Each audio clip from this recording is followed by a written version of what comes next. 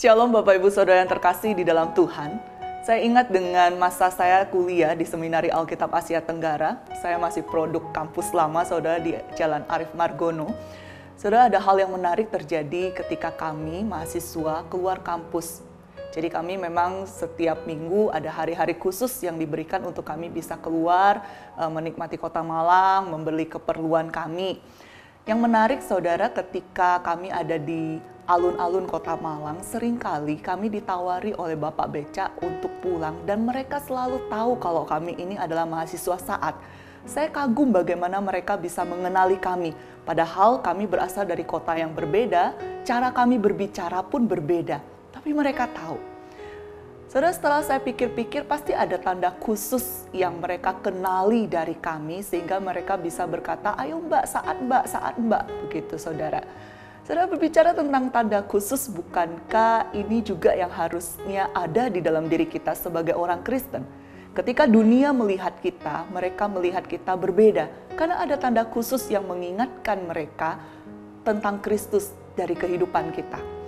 Kisah Para Rasul 11 ayat 26, di situ dicatat bahwa di Antiokhia lah murid-murid pertama kali disebut sebagai orang Kristen. Saudara, sebutan Kristen ini diberikan oleh orang-orang non-Kristen sebagai sebuah ejekan atau hinaan kepada para pengikut Kristus, para murid-murid. Mereka menganggap setiap tutur kata, tindak tanduk dari orang-orang murid-murid ini selalu mengingatkan orang lain tentang Kristus.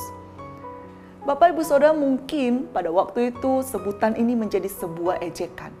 Tapi ini menjadi sebuah identitas kita sekarang, saudara. Dan bahkan seharusnya dengan bangga kita ucapkan kita orang Kristen.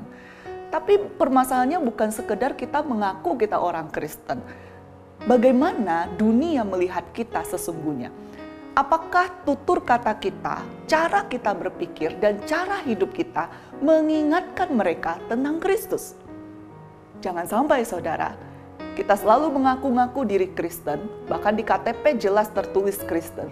Tapi orang lain tidak melihat kita berbeda dengan dunia ini. Mari Bapak Ibu Saudara, kita jadi orang yang bukan sekedar Kristen, bukan sekedar beragama Kristen, tapi justru kita menunjukkan kita itu betul adalah pengikut Kristus. Kalau istilahnya Kristus-Kristus kecil saudara. Apapun yang kita lakukan, kita ucapkan, dan cara kita berpikir, kita berinteraksi dengan dunia ini, mengingatkan mereka bahwa Kristus itu hidup di dalam diri kita. Mari melangkah bersama dengan Tuhan dan hiduplah sebagai pengikut-pengikut Kristus. Tuhan Yesus memberkati kita.